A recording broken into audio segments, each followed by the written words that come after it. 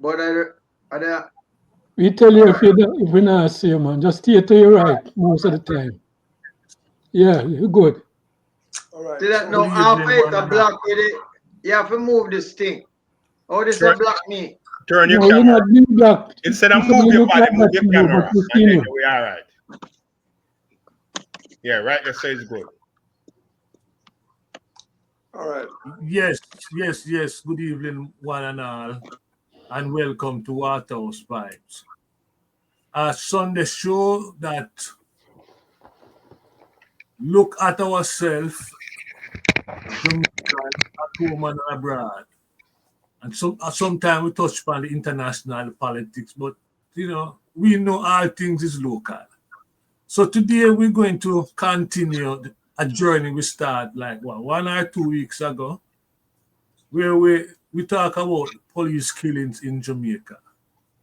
Now that's a sensitive topic, and not a lot of people in Jamaica like talk about police killings and police brutality and what have you, because Jamaica set up in a way where it's just violence. Everybody want revenge and them use them strength, them influence, and them do things and get out a lot of things.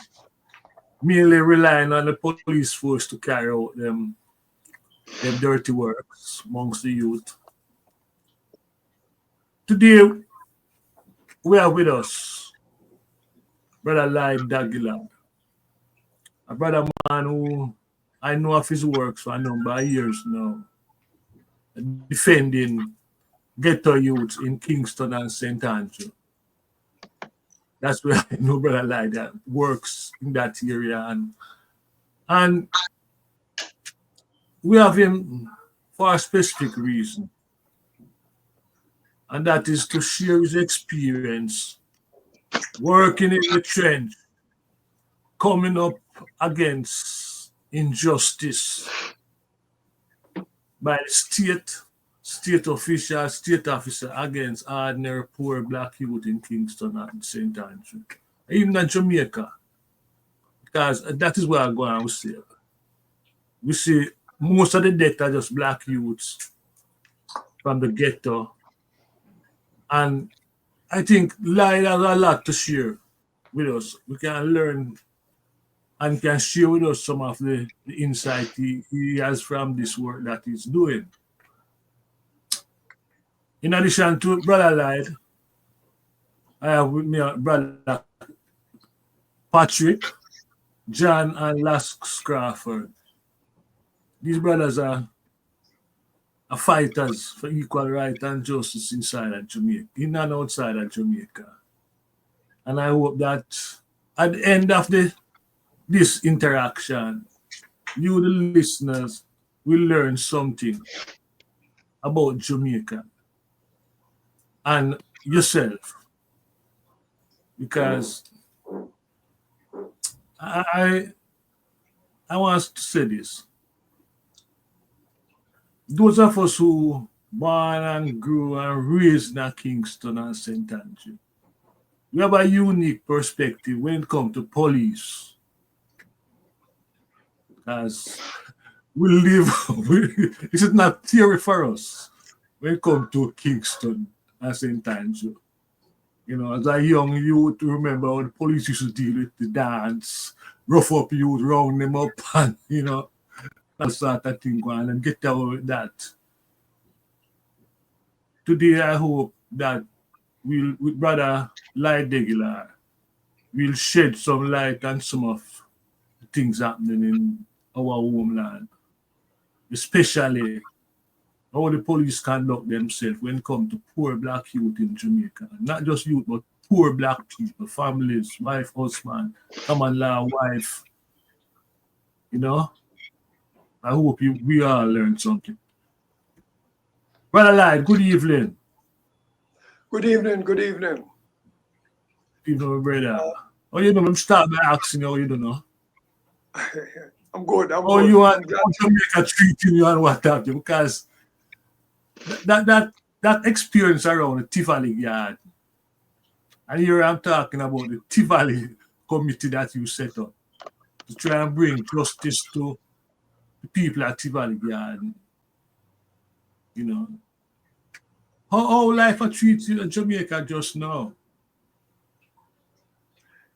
Well, let me kind of give a little background historically, you know, where Jamaica is concerned. You know, we coming from slavery, and the first biggest slave anti-colonial uprising was in 1865 with Paul Bogle and George William Gordon, and there was a big massacre in response to that uprising, which started in St. Thomas, and the governor just tell the police must just go in there and kill. And that is what they did. They went in there and they killed hundreds. Some people say maybe thousands of people that they killed in 1865. And the governor was returned to England. The Jamaica committee tried to put him on trial for the massacre which was committed, but unfortunately nothing really came of it. And let me say that the next biggest massacre to take place was in 2010 in Tivoli Gardens, where the police went in there and officially they claim that 70 people were killed. The people give you a different story that is about 200 people that were killed. It was not no 70 people.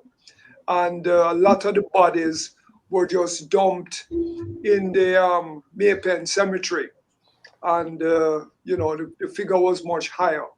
It was a massacre, just like how you see Israel committing a massacre in Gaza right now. That is what took place in Tivoli Gardens. And just knock at a man door, a woman door, go in there and kill them, thief them money, and sometimes sexually abuse the woman, etc.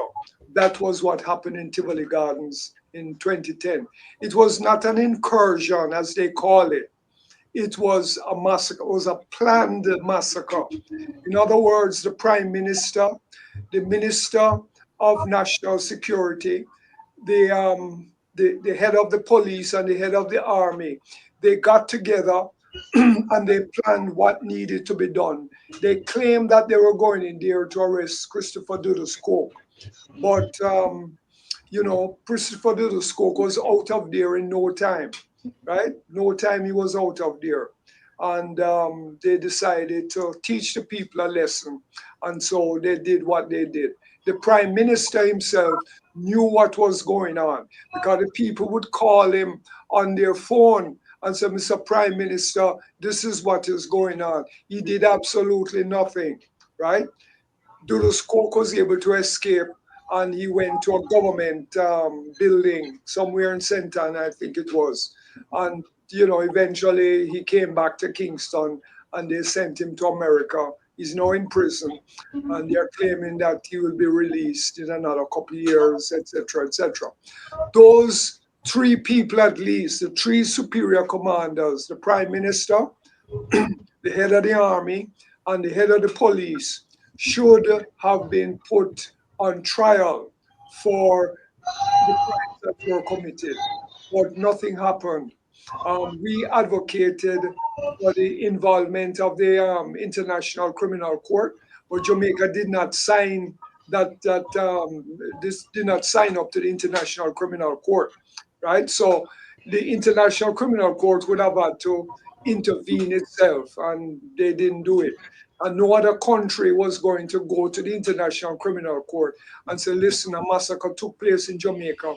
You need to do something about it. Just like how South Africa went before the International Criminal Court and the International Court of Justice and brought Israel and Netanyahu, etc., before the ICC. And an arrest warrant has been issued for them. If they go anywhere, they can be arrested, right? Of course, no country is bold enough to do that, but that is how that worked out. Well, in Jamaica, we have the Terrorism Prevention Act. And we could have used those 3 superior commanders before the Terrorism Prevention Act, but it wasn't done. All right. So those are some of the shortcomings in the legal system that exists in Jamaica, the political system. Neither the PNP nor the JLP wanted to hold these superior commanders accountable because they are all also themselves compromised. And let me deal with the compromise now, because it is important that people understand that police extrajudicial killings is a policy of state. It is not that the police them just decide to them want to kill a man.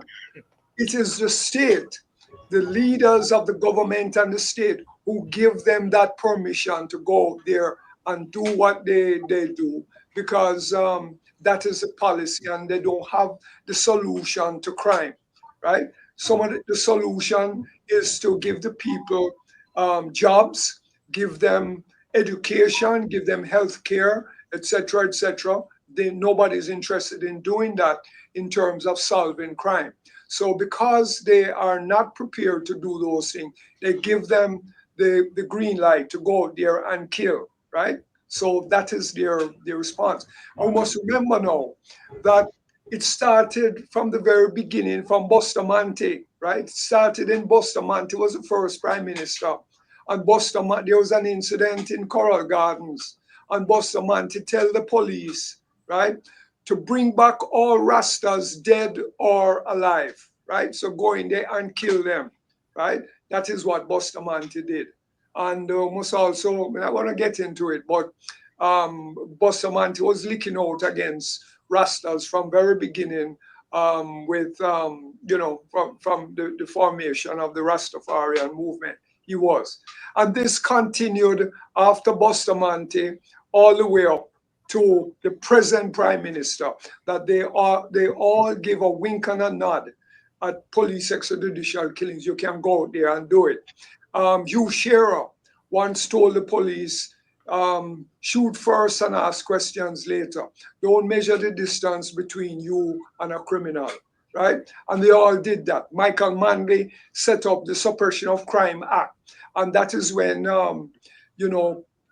they use the Suppression of Crime Act like a state of emergency and just go there and kill people and all that kind of stuff. It has continued under prime minister after prime minister after prime minister.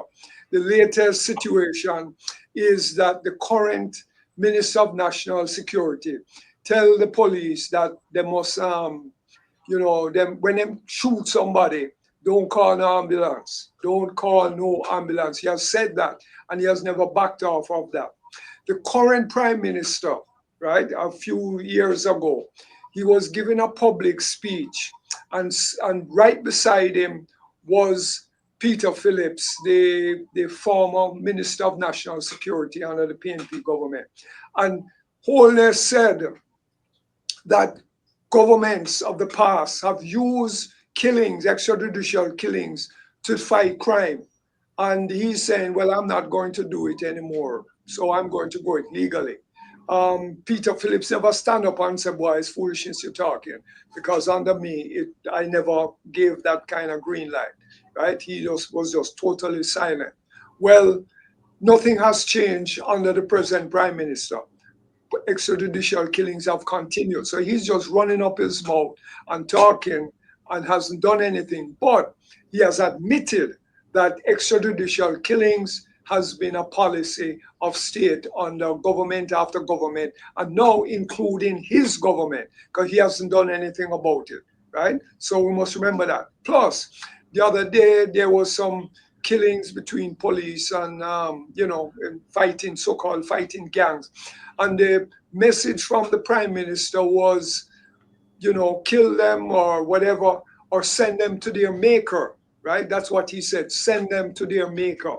So you read between the lines as to the message that he's sending them. And recently, Jamaicans for Justice made an issue about the fact that there have been 50 police killings in the past 50 days. So then killing one person, at least on the average, one a day. right? And the killing rate has escalated.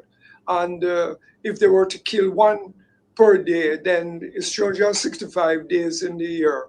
So we possibly could have 365 killings for the whole year, right? And as I said before, it is a policy of state. International human rights organizations, Amnesty International, Human Rights Watch, and even the US State Department have stated and acknowledged that, you know, there was a very serious problem in Jamaica where police extrajudicial killings is concerned, right? It's not like you're inventing what is going on. And in response to that, the Minister of National Security and the police commissioner leak out against JFJ and says, you know, what kind of thing that you're talking, right? And they, first of all, JFJ said, well, you know, you need to start wearing body cameras. And the police have over 700 body cameras. They don't wear them. And why aren't they wearing them? Well, between the police commissioner and the Minister of National Security. Well, if you go out there and a man shoot at you, you're going to duck. And then when you duck, the camera going to, you know, all kind of something on your shoulder, blah, blah, blah, which is just absolute nonsense, right? Many of these killings are planned operations. And guess what? Many of these operations take place at 3, 4 o'clock in the morning. So they know where they're going. And you're telling me, say, you go to somebody's house at 3, 4 o'clock in the morning, and what, they're waiting on you with their guns to because they know you're coming. It's nonsense. These are planned operations. And if it is a planned operation, then the policemen involved in that operation should be wearing body cameras, and they're not. If one man camera get ruffled, then you should have 3 or 4 or 5 others that can you know, that would have taped the operation, and you can prove it. So INDICOM, Independent Commission of Investigations, has also been making that point that the police are not wearing the body cameras. But the police commissioner, in response to Jamaicans for Justice, is saying, well, listen, we do what we have to do. You must focus those who are fighting the police. You must focus on those who are fighting the police. You know, that is what he's saying, right? And downplay the issue about body cameras and all that kind of stuff, right? And he's saying that INDICOM, we rely on INDICOM to do the investigation and so on. So we do what we have to do, and INDICOM will do its job. Well, listen, in Jamaica here, every aspect of the situation is compromised. Corruption, the bodies that investigate corruption are compromised, right? And even INDICOM has its own challenges in terms of coming up conclusively with information and claims against police who commit killings, because they go there and they have to hear what the police tell them. And of course, it's pure lie the police are going to tell them. Even sometimes people who see with their own eyes are going to feel challenged that, you know, police may come after them, etc., etc., etc. So the recommendation for charges against police by INDICOM has not been what one would expect, right? So you know, every organization is set up in such a way that they are compromised, and so therefore, and even if they recommend a police being charged or whatever it is, then the DPP, the Director of Public Prosecution, is the one who is now going to make the decision as to whether to charge or not. The DPP is also compromised. It is compromised because it's a state policy. And if the Prime Minister is saying kill, and the Prime Minister is responsible for employing you, and and so on and so forth, then you can see how the system, the political system, is compromised, the investigative system, everything is compromised. And so therefore, to say that police extrajudicial killings is a policy of state is not cussing them out or whatever it is. It is well founded. It is a policy of state, right? And as I said before, you can go way back to Bustamante and come back again, and you will find police commissioners, you will find prime ministers, ministers of national security, DPP, and even Indicom, which have done things to kind of, give them the power to do what it is that they do. And we should also mention that time and time again, citizens in these residents in these communities go on demonstration, them lock down the place because them see with them own eye when the police come in there and kill people, right? But it doesn't go anywhere. It doesn't go anywhere because we need a sustained movement to bring this matter to the fore, right? So it's good that the people in the community protest and so on and so forth. But after them done protest, that's the end of it. And then it switch over to Montego Bay, and it switch over to Westmoreland or Portland or Kingston or wherever it is. But if we could have a movement of all the areas where this extrajudicial killing is taking place and build a movement based on that, then I believe that we would be able to, to have some changes take place and to have these people. But as I said, the PNP and the GLP, both of them are compromised along this thing. And then now, just to make a few more points, so, and then we can, I know we want to have a discussion, but we are now in the process of becoming a republic. In other words, we're going to leave the monarchy and now we're going to become a republic, right? But guess what? The monarchy is corrupt and the republic will be corrupt. There will be absolutely no difference between being part of the monarchy and being a republic, because it's the same corrupt politicians which will be running the show, right? You tell me what is going to happen. Absolutely nothing is going to change, apart from one man say, boy, he is the president or whatever it is, or however he becomes the president. That is all that is going to take to change. And since they had set up a committee to investigate how the constitution should be changed, my group, the People's Anti-Corruption Movement, was saying that, hey, you need to talk to the people, and some of the changes that need to be put in the constitution are things against corruption, things against police extrajudicial killings, right? We need to talk about free education for the people, because education is a big issue. We need to talk about healthcare. That is a big issue for the people as well. And we need to talk about land for the landless, because there are a whole heap of people in the rural areas who want to grow food and look after them children and so on, and they can't do it because the big landlords, the ex-sugar estates, and so on and so forth, control the land, even though it is idle land. And when these people go on the land and try to do a thing, the next thing you know, bulldozer and police and whatever it is come and mash down them and prevent them from doing what they want to do. Let me ask you. Let him finish, man. Let him finish. John, Finish. Go ahead. Yeah. I'll wrap up. So so as I said, I'm saying that that is the way we need to look at things. We need to have fundamental changes. It's not just cosmetic stuff that we need. And just one more point, which is that in very short order, within a month, the government is going to announce the date for the general elections.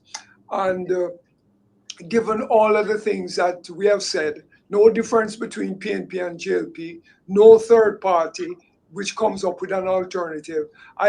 My group is advocating that there should be a boycott of the general elections to send a message to PNP and JLP that we are not going to continue to put up with corruption and with police extrajudicial killings and all the deficiencies which are taking place. And we need to go out there on the street, we need to protest, we need to hold up placards, and we need to seriously confront the political system. There's a lot of stuff we need to do, Lloyd. A lot of stuff we need to do, but you raise a lot, my brother. You raise a lot, and it's a long time we're dealing with this police problem, you know. And we look like we make one step forward and two steps backward, because at a certain point, police used to be involved in the community. You know, remember youth clubs, them used to have police youth clubs, and them used to interact with the community on a certain level. You know, but we still had the problem, the police brutality. And I don't know what to say, because it's either a force, as another force is going to emerge in Jamaica that is willing to force the reform of the police. You know, and your movement involved in that sort of work, right?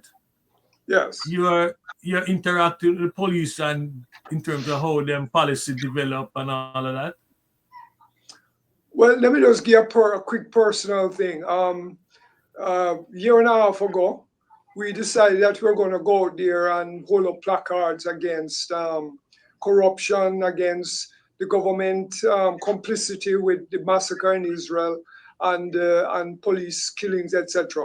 And me and a woman, two of us, because we went there early and so hold up placard. And the next thing you know, the police came and told us to move. And we said we don't have to move because we're not having a march, we're not having a public meeting, we're standing up, we have a constitutional right to hold up a placard and stand up, freedom of expression. And the next thing you know, we were arrested. We were taken to the Halfway Tree police station.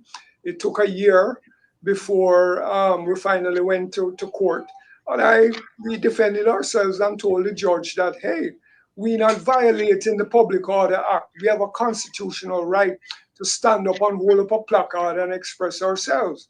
Well, the judge had no choice, so he dismissed the case against us and we walked out.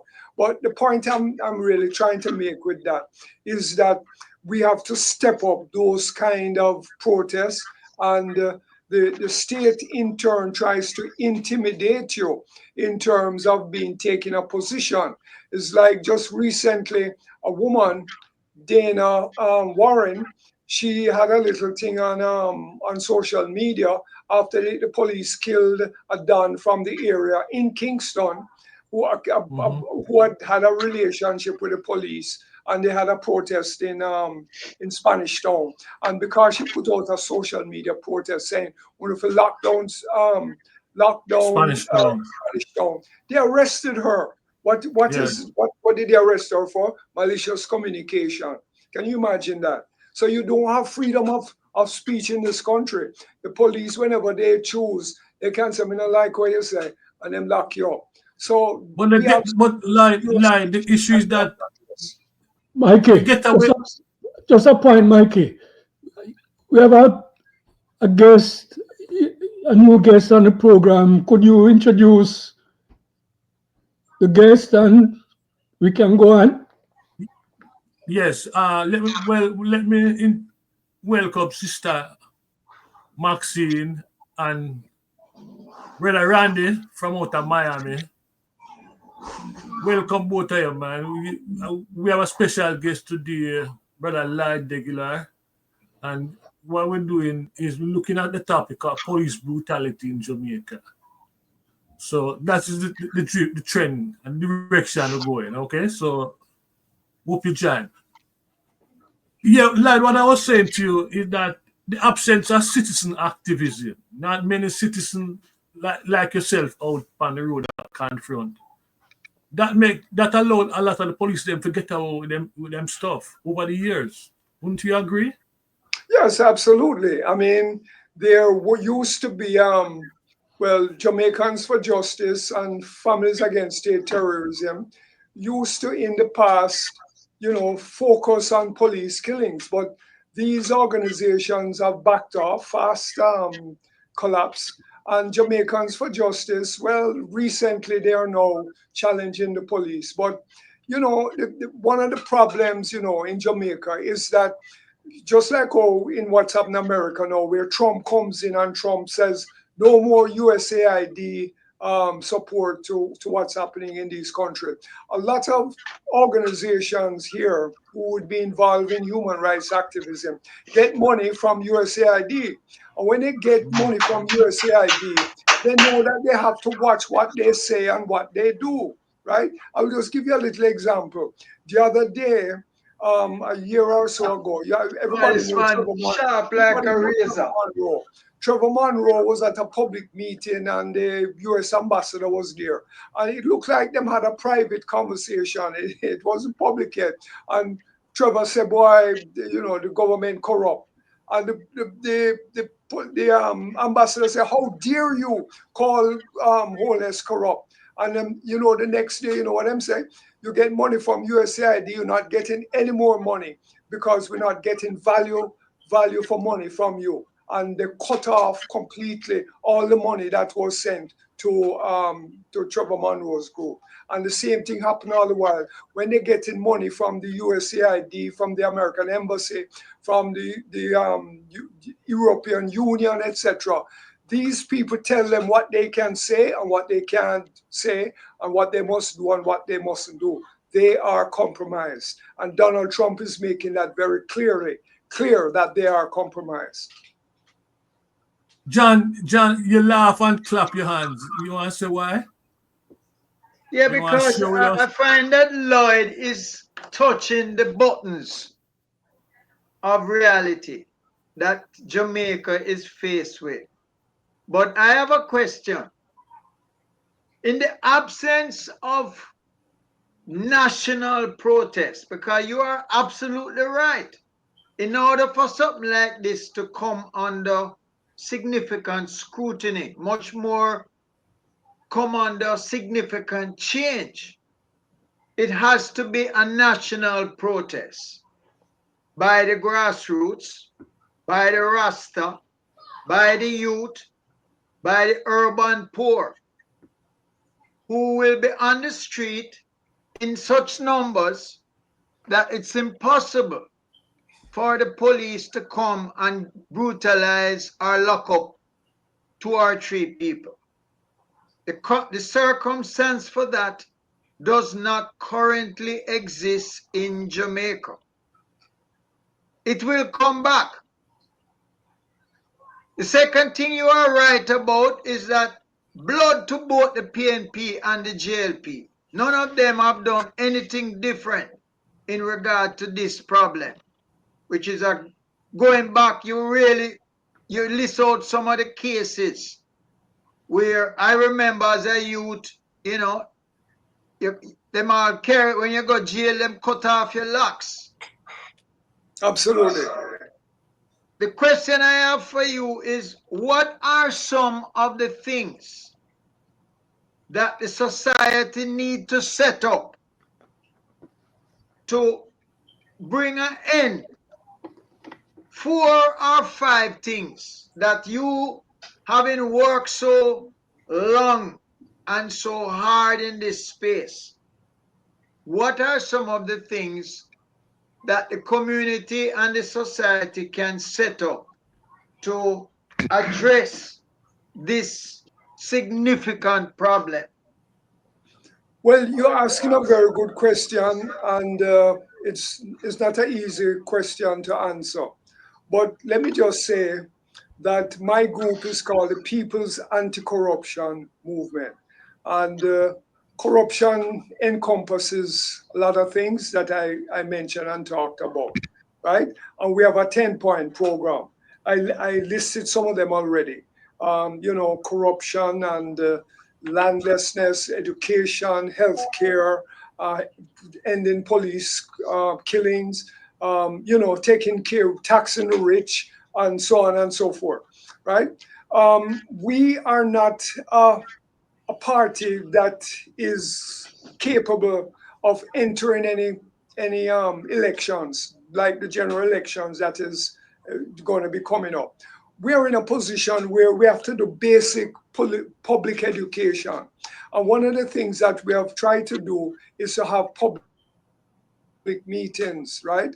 Go out there, set up a meeting, invite people, and then when they come, we have a discussion and we say, well, A, B, C, and D, where do we go from here? But let me just tell you, we have a big challenge, right? Because the same things that you're saying, you're asking, how do we deal with this, whatever.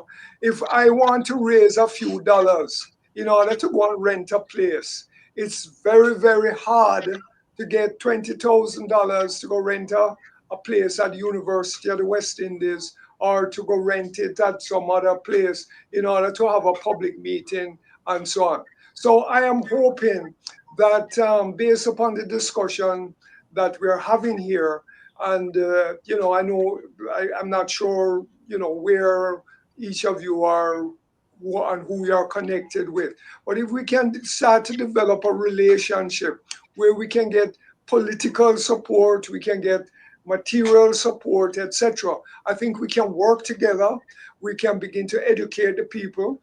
We can go out there and we can have placard protests and we can capture the attention of the people. Because I will tell you one other thing. Based upon my experiences and going out there in the Tivoli matter and so on and so forth, a lot of people know me, right? A lot of people know me.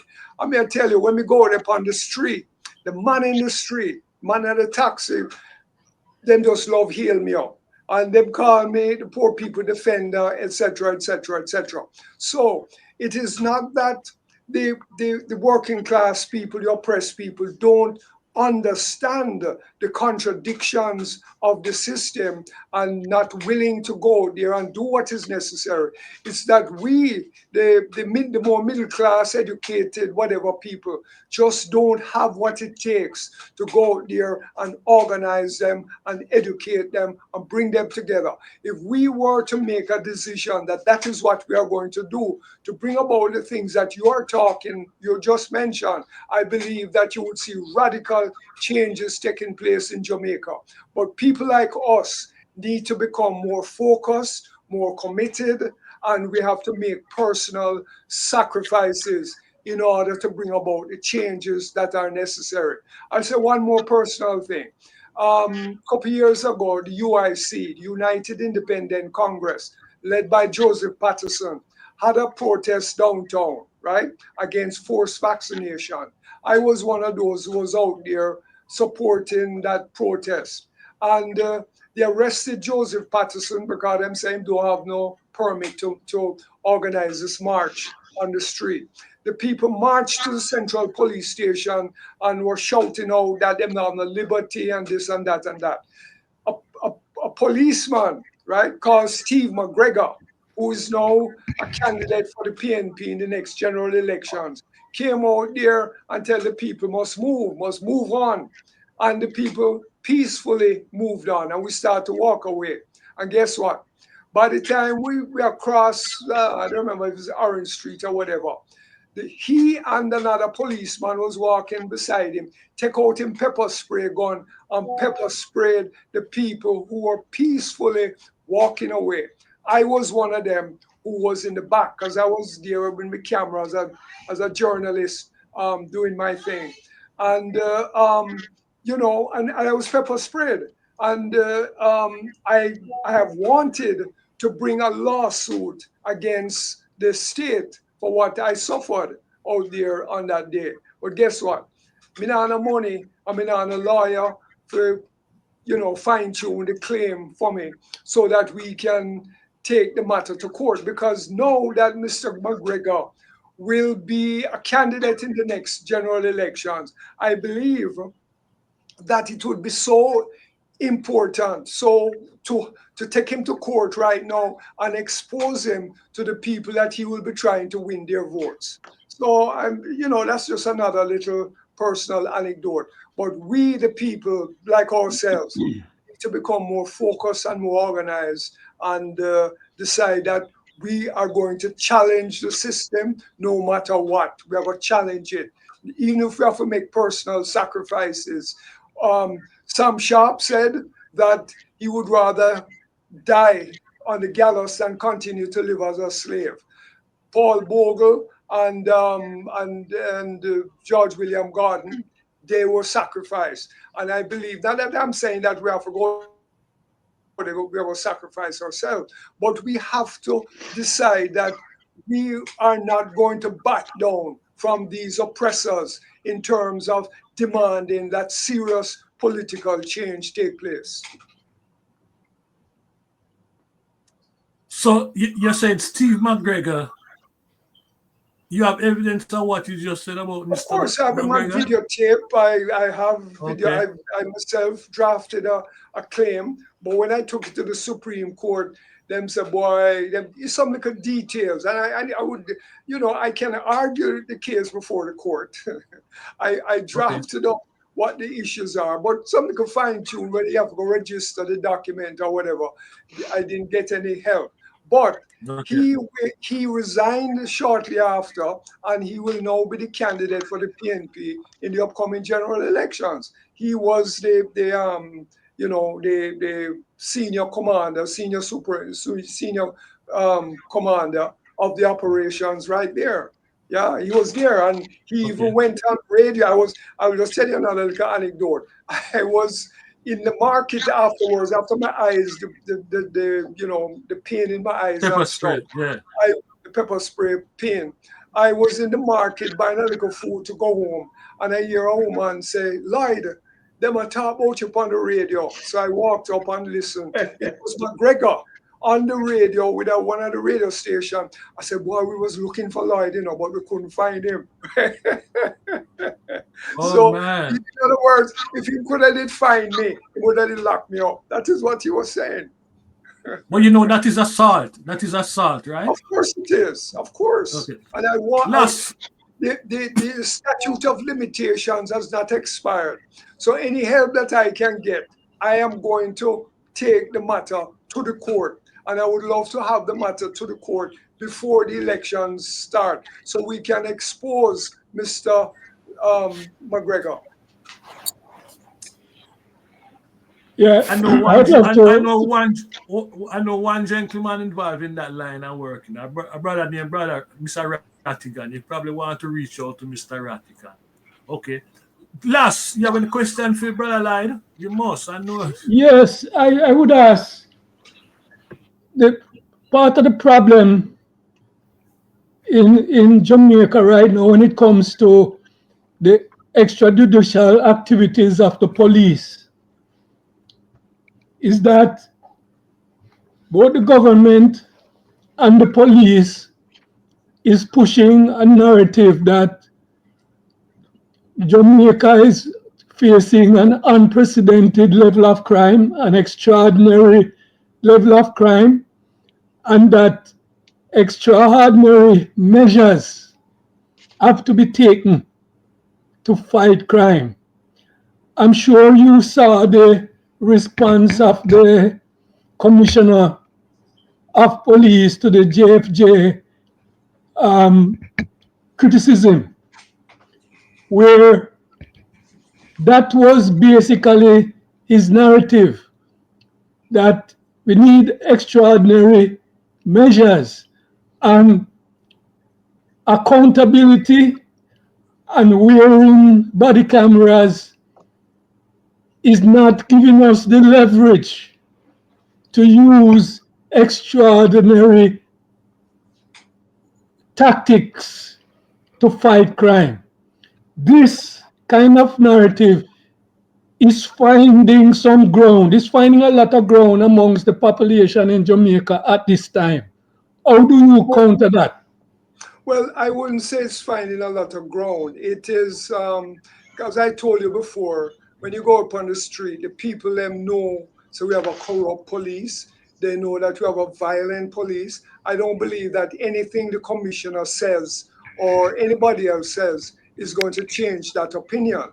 And when the police go in there and commit brutality against the people will go out there and do their thing. If you read between the lines, when the Glean and the Observer editorialize on these matters, they have to hedge in terms of what they say, because they know that the police commissioner and the Minister of National Security, they are protecting police extrajudicial killings. So I agree with the analysis that you've made in terms of what's going on, the police commissioner and so on and so forth.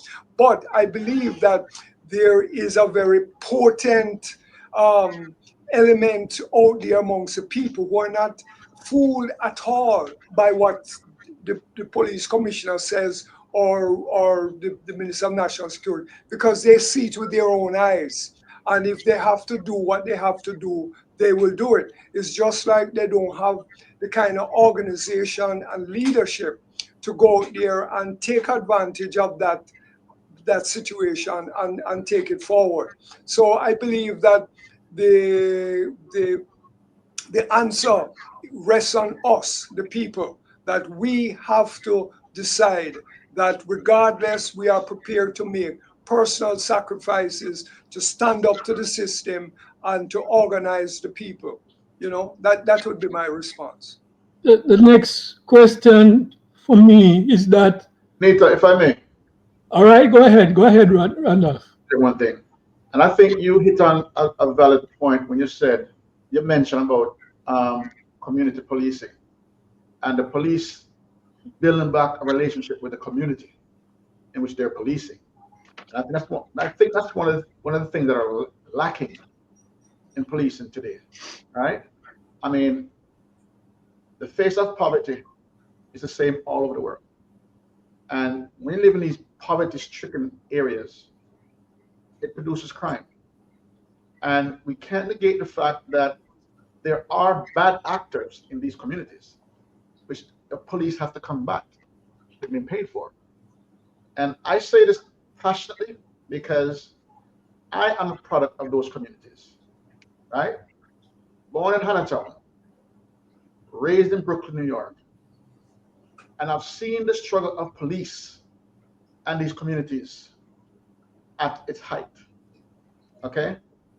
And I can tell you that even as a young man growing in Brooklyn, if there was a better relationship between the police department and the community, okay, many of us would expose these bad actors.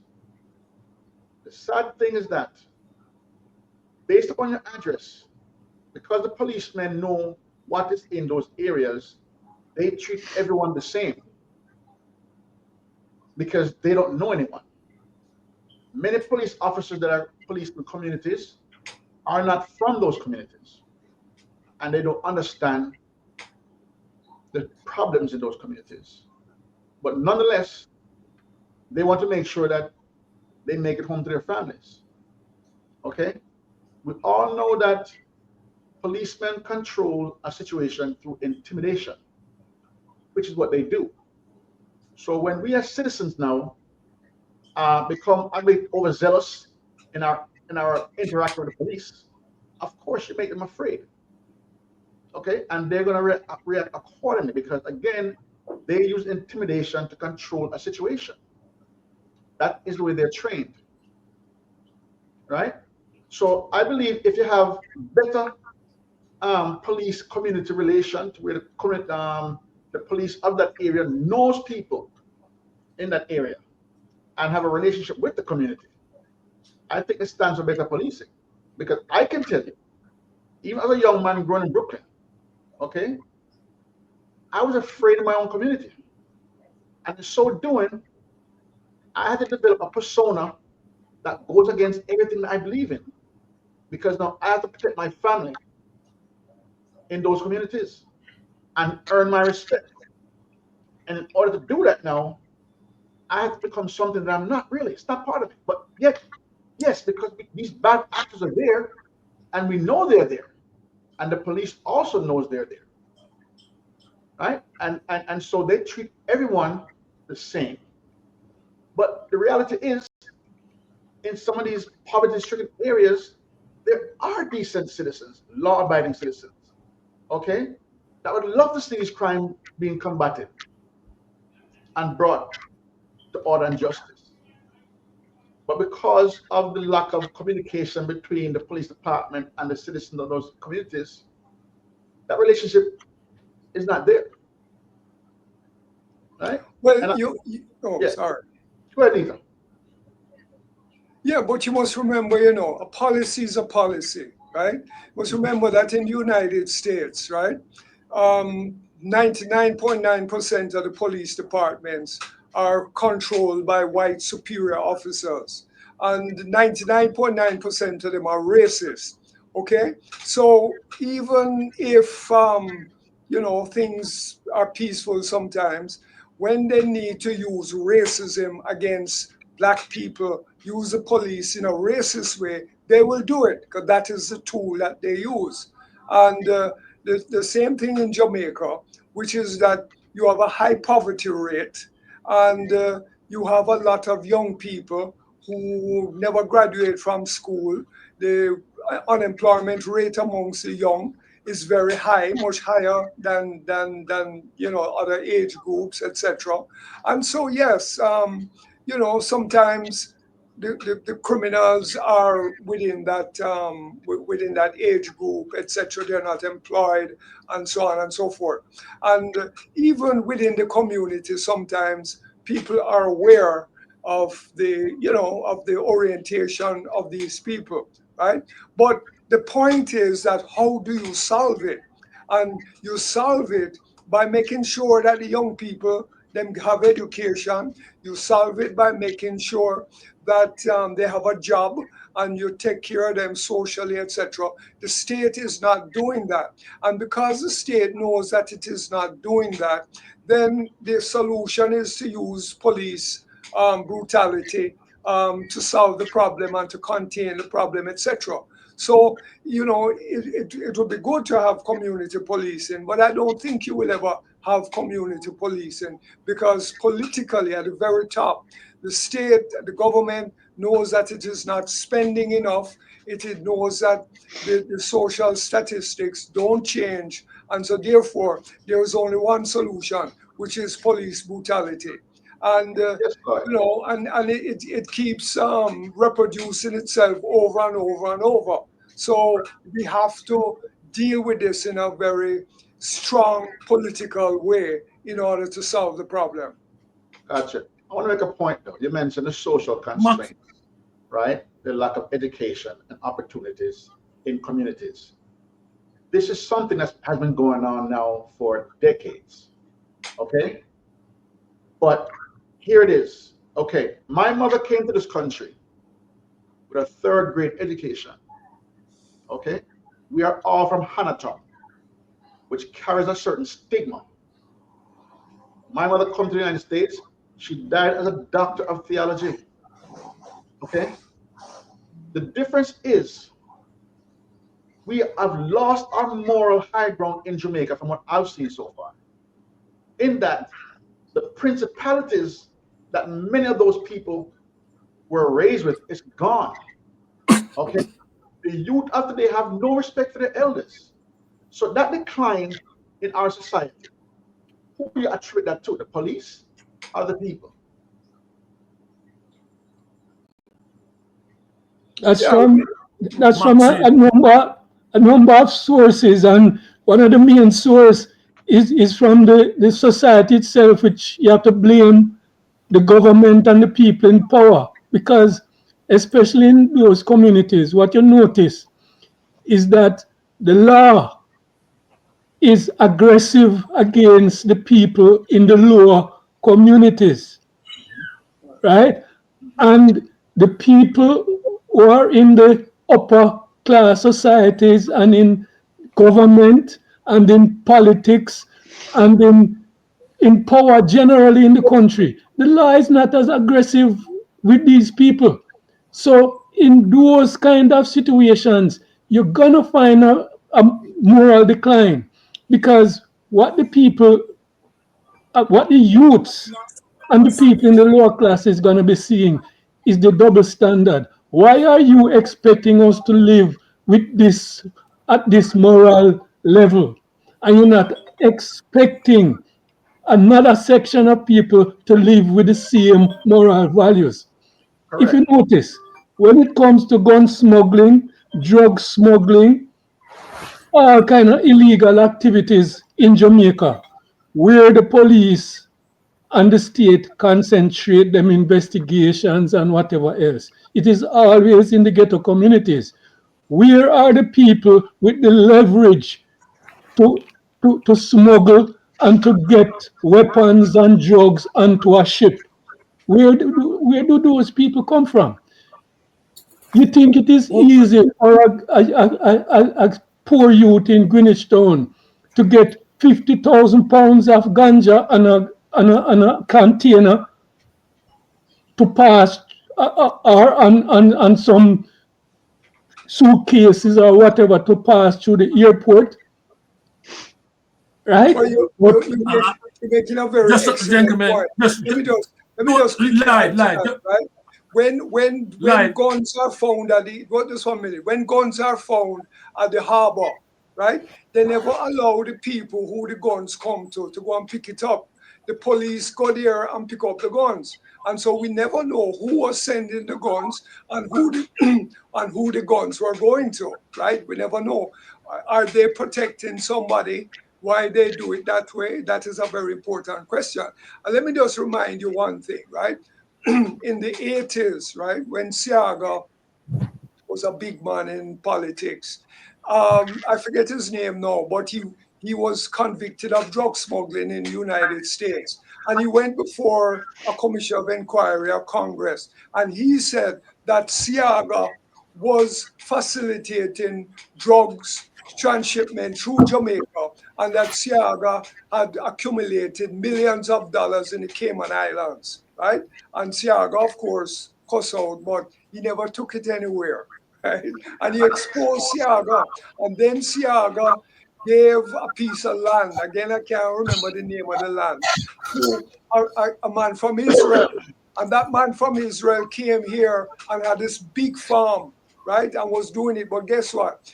Very soon, Eli Tussona, I think his name was, Tussona was arrested by That's America right. for, That's right. Remember for the drug name. smuggling and locked up. I don't know if he's still in prison right now, but he was locked up, and the Siaga bring him and give him that piece of land. So we must remember now that these politicians and so on, they're involved in corruption, they're involved in drug smuggling, they're involved in gun importation, they're involved in all kinds of things. But they will use the police against the boy down in the ghetto that robbed somebody or whatever. But they are bigger robbers. It is said that 738 million US dollars are siphoned off each year by politicians and state officials from the National Treasury. 738 million US dollars. Is there any comparison between what the youth them in the ghetto are doing and what these politicians are doing? No Yeah, but comparison. these Can politicians I take can I advantage can I of say youth. hold a minute, Randy, hold a minute. I want to first welcome Brother Herb to the discussion. Brother Herb, welcome. Listen, Thanks, folks, and greetings to fellow panelists and to friends in the chat. yeah, Did we tell them why we didn't transmit last week, Mike? just a minute, Herb.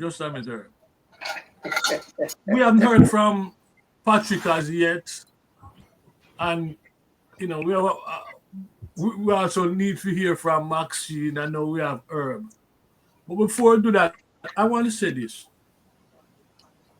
I do not think one can disagree with Randy. The point Randy is making, that breakdown in our family structure, in our communities, also contribute to a sort of atmosphere in which the police, the state make use of, and corrupt politicians make use of, because there was a time in our community where we could stand and talk to a youth and say, listen, you don't do that, and a youth will listen. There was a time also in our community, if you do certain things, by the time you reach your house, your mother and father don't hear about that already. You know what I mean? That's not a network that glued it not there no more. You understand? And that is something which make policing within that space difficult for a lot of police. Regardless of how many plans them come with, it is still a challenging space they have to work into. But the question of brutality, Lloyd is saying his policy.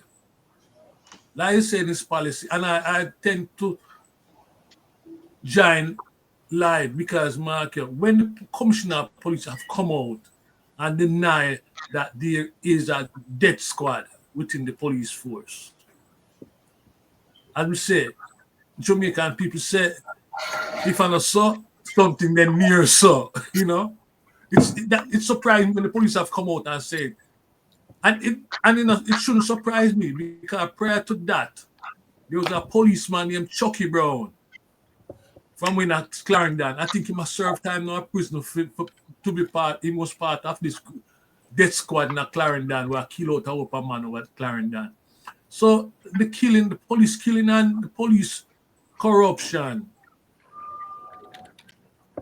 is something that we have to deal with. We have to figure out a way to deal with. What sort of mechanism? Like is saying, by citizens become more active and police them. Is that sufficient? Peter, we spoke of the social constraints in these communities, right? And we spoke on the politicians that engage in corrupt activities like Thiago, they bring on the guns and the drugs and what have you. But the reality is that they use the ghetto youth that are less educated, looking for an opportunity to bring themselves up out of poverty and can't find a different way. So at the end of the day, it's about the choices that we in the ghetto make, right? As the outcome. Randy, let me ask Patrick that. Patrick, you agree with that? What was the question? Come down to the choices. What choices? Choices for solution?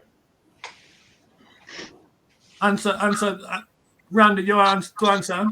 Yeah, the choice was the fact that, Patrick, is that, again, those people in the poverty-stricken communities that lack education, lack employment opportunities, right?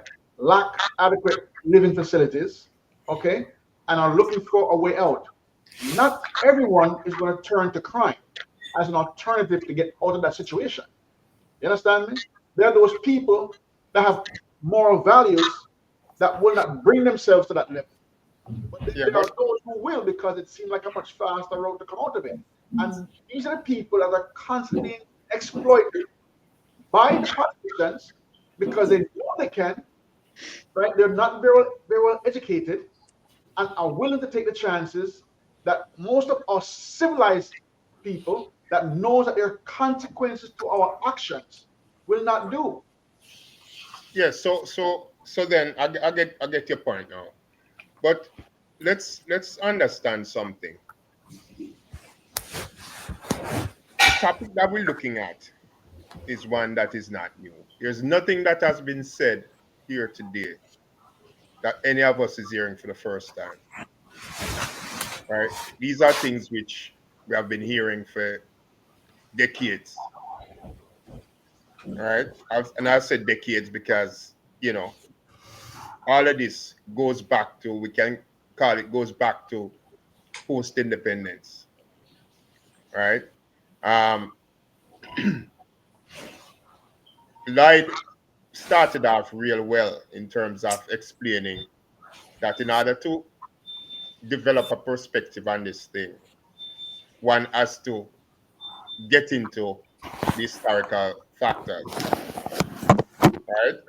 And I fully agree, because that's the only way we can realistically right, can realistically take on and tackle the problems that are at hand. That's one. Secondly, one of the things we have to understand is, and to your point, Randolph, about morale, is that morale is not something that just happens, right? It is something that really comes out of our learning. Correct. And as you say, if there's no education, if the only thing a youth knows is hunger, right, and assault, and a fight to survive, he has no sense of morality. He has absolutely no sense of morality, right? We have I seen the agree that. destruction of the families, all of that stuff, right? All of that stems from the economic pressures that people face, and the fact that all of this is perpetrated by a system that hangs over the people constantly, and has been doing so for some time, right? And like I say, I don't have to go back and mention it again, but the historical factors speak for themselves, right? We're in a post-colonial era, but is it really a post-colonial era? No. The principle remains the same. We're still ruled by the same principle that we're ruled by before independence. It continues. And as Lloyd said, moving towards republic, right? No difference can be expected. The principle remains the same. That is why the Constitution is not worth the paper it's written on. That's the whole point. I hear you, Patrick. And until we get to realizing that the police is really an element, a fundamental element of corrupt forces, right? We'll never be able to understand really what we're up against. Well, let me just say this though, Patrick. I hear what you're saying, right? But for me, it's a little. I'm very passionate about this subject, right? Because I am a product of those environments. Okay, I born in Huntertown and raised there. Hunger Belly, yes, I know. Okay, we had a one-room tenement on Drummond Street in Huntertown, where me, my mother, my two cousins, and my grandmother sleep on one bed. My grandmother put the children together. We can't use that as an excuse. Understand? Because one thing you said, morality can be taught, and that's the one thing grandma taught. Instill those things in us. I fully understand that, but remember now, you're speaking from a position of privilege. It's going to be based on the choices that you make as an individual. Because today, I can tell you, all of individuals in the one-room tenement have more house than they need. And nobody never commit a crime. We don't take no gun. We don't sell no drugs. That's my point. Choices that you make. And I would, I've been trying to establish something in Jamaica for the longest time, because my passion would be to go back to Anatown, to make those youth know, say, yo, there is another way. There is another way. You can't allow yourself to be exploited by these politicians who will use you to carry out their purpose, and then them see them and turn and kill you too. Can I respond to that, Randall? We have no problem here in Randy. We need to turn up his mic. Far from the mic. Yeah. I think he's talking a little far from the mic. So, Randy, far from your mic. Any better? Well, you're doing all right. I mean, I could hear you. It's just that I think you might be a bit far from the mic, which is why you might not be coming over. Yeah, but just can I respond to Randolph a little bit? Last, if you can just allow me one quick response before you go on. All right. To Randolph, is that I'm not knocking you about the question of morality. Morality is important, but that is something that is built. That is something that is learned. Correct. Right? Like you said. And what happens is that you're speaking from the perspective of one who has really navigated and slipped through the cracks, as they would call it. Your experience coming out of Anatown and coming to the US and all of that is somewhat unique, right? It's very few people who achieve that, right? And what I'm saying is broadly, when we look at the problems, we have to look at them broadly in terms of, as a community, right? What are the factors that really hold us back, and what are the factors that prevent us from getting to that moral high ground? Maxine, and that's really what I'm getting at. So I'm not knocking you for what you said, right? I'm just citing it that it's a very important point you mentioned, yeah. But at the same time, it comes with all the difficulties, right, of getting there. Well, I mean, okay. Should I make a comment? Because I know quite a few other people in that community that came out and did quite all right. My father included. You know what I mean? And I've got other cousins. I mean, and I can mention certain what should I say now? Personalities. I mean, established individuals, Winston Barnes, even Marsha Griffiths. My father Marsha was a girl, right? Can I just, before Maxine, can I just respond to Randolph? Just a minute. Can you hear me? Can you hear me, Last? Yeah, man, I hear you. Before you ask a question, Maxine, I didn't get to. Maxine. Yes, are you hearing me? Oh yes, yeah, I'm hearing you, Maxine. Yeah, okay. I was talking about your take. You have heard the conversation so far. What's your take? What? Is it a question of moral, because it's police brutality we are dealing with now, and are we saying that because of ill morals or with lack of morals cause the police them to beat you up? No, I think there's, as Lloyd said, there's a deeper economic problem. And even my thought was that the states of emergencies that I recently observed over the past couple of years, they are all sought to engage social agencies to be integrated into the policing or whatever the emergency of the crime or whatever it is that they cause them to call the state of emergency. I don't know. I mean, from what I saw, the state, their incorporation of the social agencies, that means they completely understand the matrix of what is happening, why this crime and violence, and why it's so constant, right?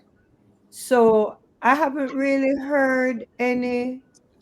I mean, you hear that when they have an intervention with these social agencies, I'm not clear what they do there. Like they bring in some programs to get to the young males, try to get them in schools, to target them. And they do see reduction in violence when there is this concerted effort. However, the concerted effort is never sustained because there's no money to you can't solve the economic problem that is creating this situation. For me, I'm trying to say that everyone knows what the problem is, and they know it is related to the economics and the living conditions because they do this. They put this forward in these states of emergencies. However, it's not sustained. It's not sustainable because they have no money to change the dynamics that they know is creating this. And so whenever they fail, or whenever the state of emergency, I would like to understand, even listening. So between these state of emergencies, when they end or when they phase out, is that when the police brutality goes up? You understand? Because then it is, it is a known um equation.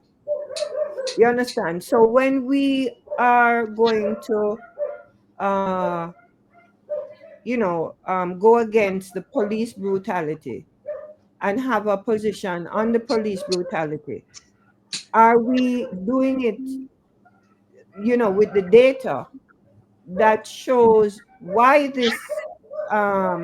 these episodes occur, and why when they do put the resources in certain areas it goes down, or this brutality doesn't seem to apply, but then they can't sustain it because the economic model,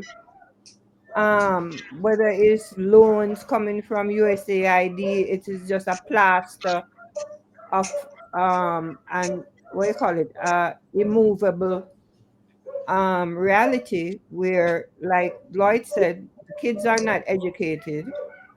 The rate of their graduation with low skills, that doesn't make them, employable past a certain level. There's so much problems in the education system, but I'm specifically saying, then how do we have a concerted uh what you say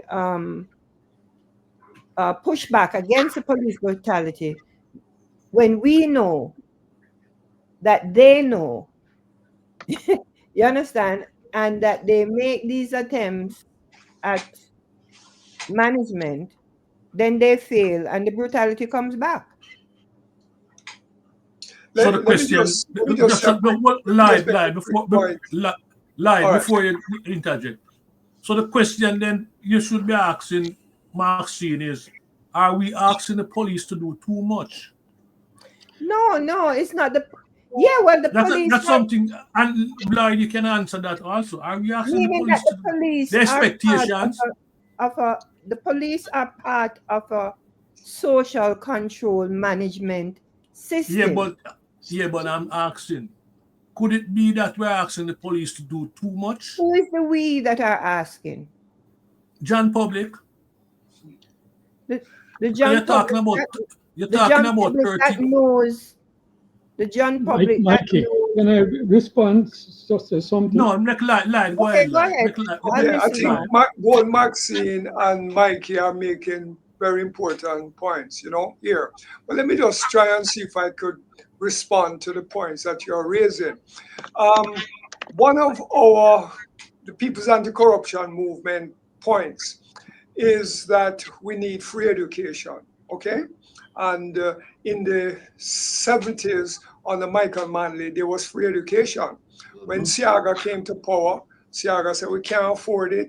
And they started to whittle down on free education. When PNP came back, they completely eliminated free education. I know for a fact there are a lot of children who not going to school because them parents can't give them lunch money, buy books, buy uniform, etc., etc. Okay, so we do need free education. And yeah, Maxine is saying about the money, to sustain it. But here's something now. If you read the Jamaican newspapers, right, almost every day you will see Grace Kennedy or this company or that company is going to a school and is giving them some books, and that one is giving them some scholarships and so on and so forth. And these companies get the front page and they look very nice and everything else. So what it is really telling us is that there is a serious deficiency in the education system. And they leave it up to these companies to give a little credit here, a little contribution here, rather than having an education tax so that you can properly fund education and have the children go from the very big basic school up to the tertiary level, and so they can, seriously enter the job market, and so on and so forth. So we are calling for a tax on the rich because the rich are getting away because and that's how they do it. So you have to do something like that, or else you're not really going to solve the problem. And to just respond to a point Maxine is making, is that sometimes when they declare state of emergency as a solution, and people say, no, that is not the solution, you need to have social intervention, and then they play around, as she was saying, with the social intervention, but it don't last very long because they're going to say it's not that they don't have the money, they will say they don't have the money, and so they don't do it for very long. But we need to seriously focus on those issues. What are the deficiencies? What need to be done? And sort it out. You have a state of emergencies and you have zones of special operations. The state of emergency is more forceful. The zone of special operations supposedly brings in community assistance and social program, but it don't last long and it's not solid, and so we come back to square one, which is that the majority of the young people don't have jobs, majority of them are not educated, and so therefore how do they survive? And there's always a temptation to resort to crime. So those things happen, but we must always remember that it is the state and the economic system that is causing that kind of problem. Lloyd, Herb, no, before we move, Herb, we haven't heard from you, bro. Hey, thanks so much. I should make it clear that myself and Lloyd have collaborated over the years. I think the first time we collaborated was with the Tivoli Gardens incident, the hearing when they were having that. And I also work with an attorney who was representing the people that Lloyd represents, Mr. Costa, and the attorney who replaced her. So I just wanted to let you guys know I'm not a Johnny come lately to the issues that Lloyd is talking about, and what we see now, Jamaica has lost $60 million with the Trump cutback, right? With the dissolution of USAID, the way we know it, we would have to wait till the Democrats come back to power, or some sane thinking Republican in the future, to restore the programs that are worthwhile, that really cause people in communities around the world a lot of hate and discomfort. So we know what's needed to repair. We just have to figure out how we're going to replace some of that money, particularly within our private sector organizations. Impacts on Jamaica, community policing and violence prevention. USAID's positive pathways in Jamaica focus on youth violence prevention and community-based partnerships. These are going to face significant setbacks, and the government should try to get the private sector to replace the money that is being lost in this area. It's really crucial in building life skills and economic opportunities for at-risk youth. Support for victims of violence. USAI funded initiatives supporting victims of violence, provide trauma-informed services to survivors, witnesses, and even perpetrators of violence. The loss of such programs could leave critical gaps in care and support. And we're talking a lot about the mental health of folks in these communities, which includes PTSD, economic and social stability. USAID grants often fund projects that address the root causes of violence, such as poverty, unemployment, and the lack of education. Without these resources, communities may struggle to implement sustainable solutions, potentially leading to increased crime and instability. And of course, like programs like Project Star, where you get soccer being used for youth engagement and development. And you can have other programs impacted, summer camps, sport leagues, and mentorship initiatives that have been ongoing in the community through maybe the CDC and other community organizations, the churches.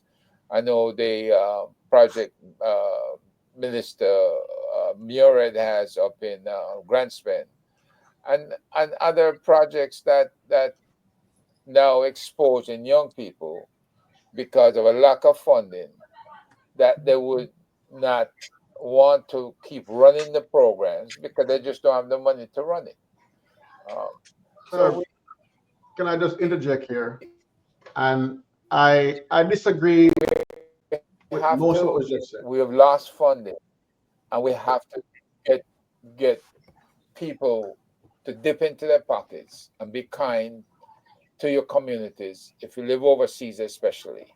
And we need to organize, Michael, to where folks know who to give, where to give, and the types of programs that are critical in communities that we're going to have problems with.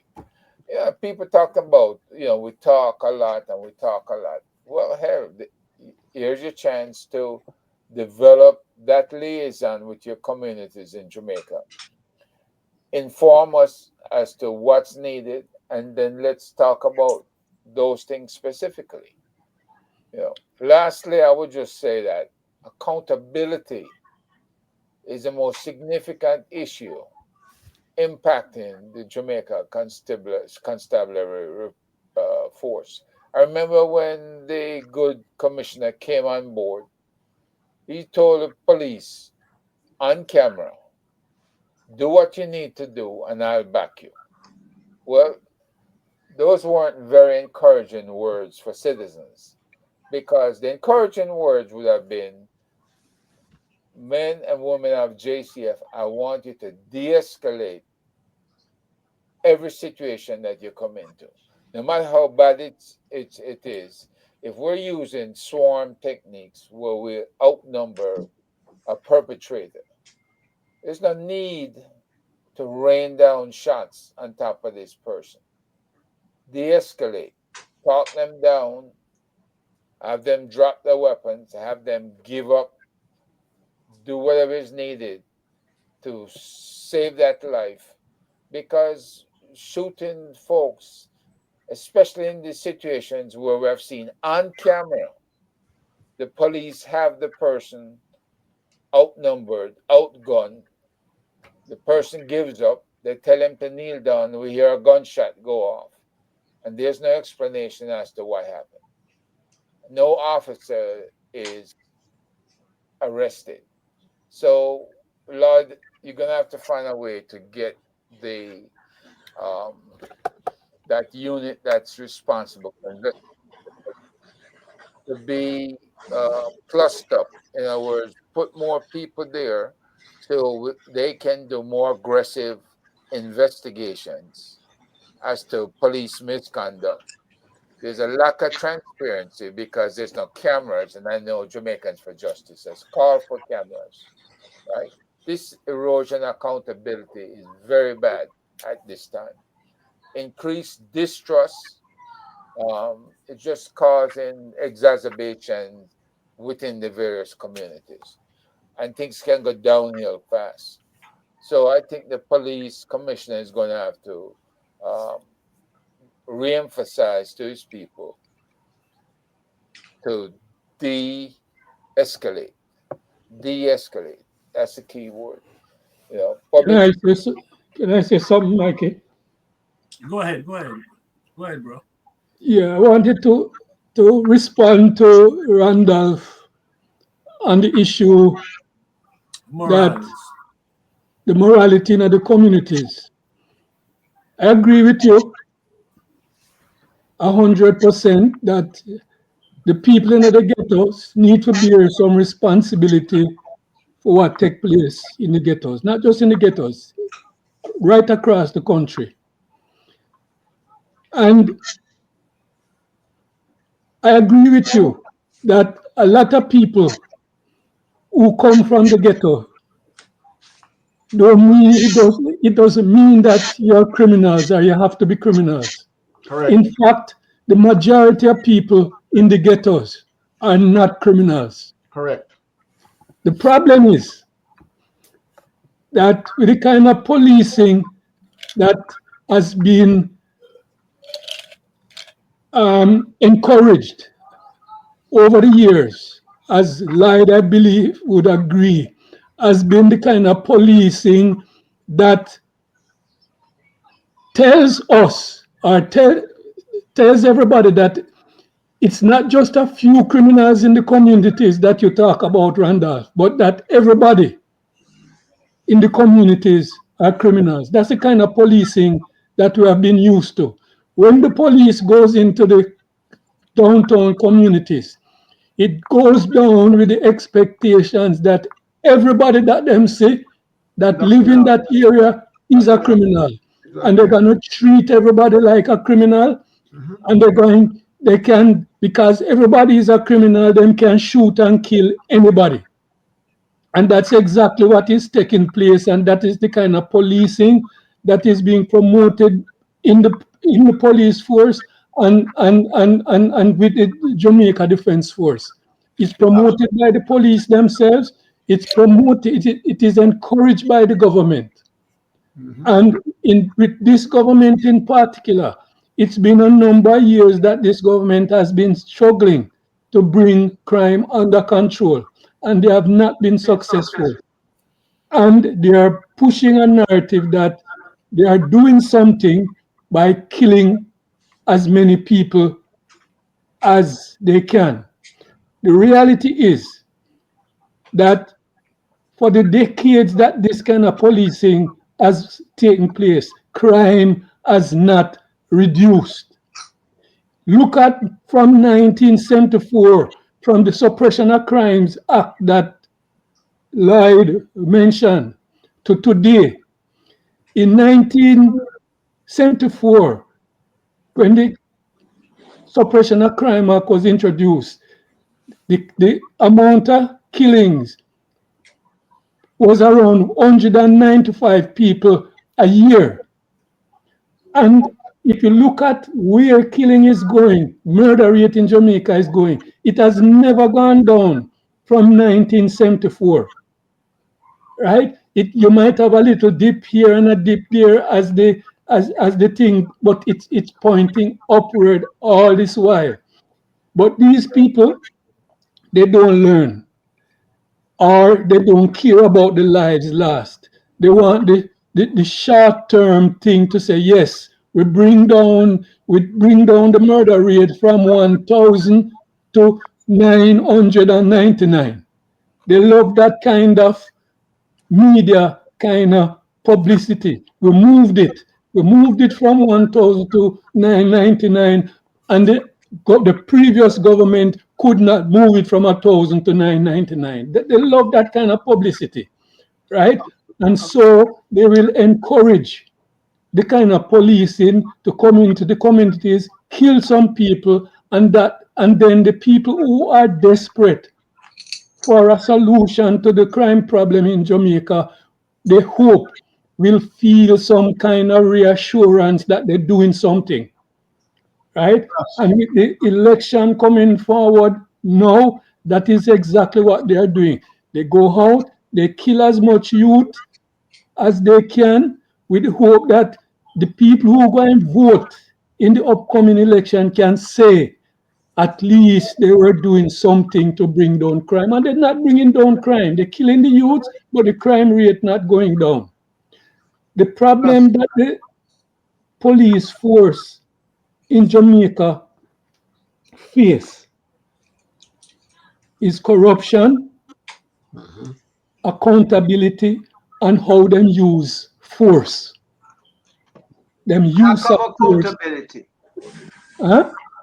Lack of Their, accountability. their use of force policy. When the commissioner of police was responding to the Jamaica for Justice person, what the commissioner should have been trying to reassure Jamaicans is that as a police force, they want to fight crime, they want to fight crime effectively, but they are willing to abide by the law to fight crime. They're painting a picture that if you're fighting crime effectively, the police force cannot fight crime effectively within the law. That's the kind of thing that we are hearing from the commissioner of police in Jamaica. And what that does is that if the police gonna use extrajudicial measures to fight crime, it means you're promoting the police as a criminal organization, and you're All right then. what we have just come out of in Jamaica, because there has been some improvement in the police force over the years.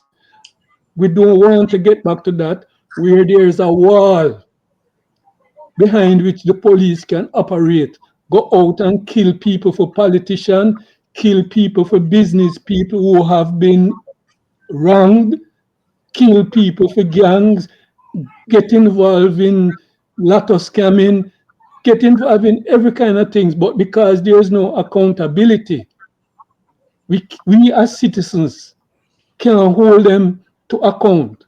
A simple thing as the cameras. This commissioner of police should have been telling us, you know what? We are trying our very best to ensure that these police wear cameras. Because if you have a scene of crime where you have 10 police officers against one man, right? And Indicom come and take some reports, some statements from 10 police officers who were involved in an incident. Where is the truth about the incident going to come from? Right? The cameras were supposed to be that little bit. It's not everything, but that little bit of introduction to help clear up the cloudy areas, and they don't want to do it. Right? So we are saying to the government and to the police force, the police and the government need to ensure that the police fight crime, but fight it within the law. Fighting crime and fighting within the law is not two separate things. You can fight crime, right, and be effective, right, and fight it within the law. You don't have to be a criminal police to fight crime. And that is what we're seeing in Jamaica right now.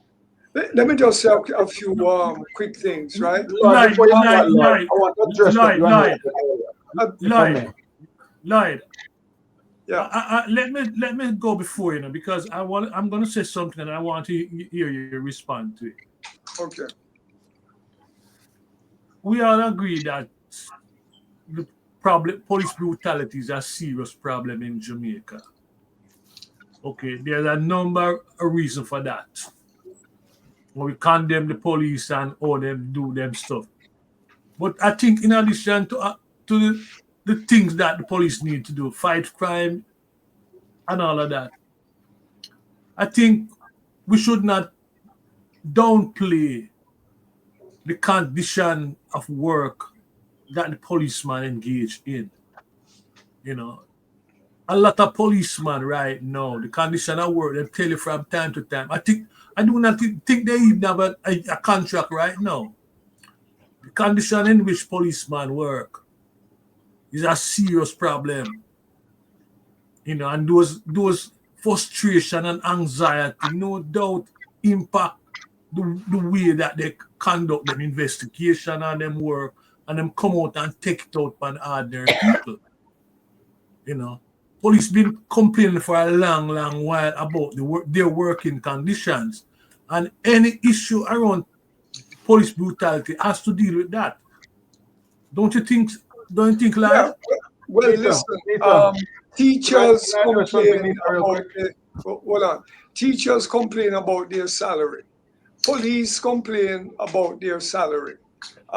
You could go down the road, Government workers, civil servants. different sections of the public sector, etc., complain about it, right?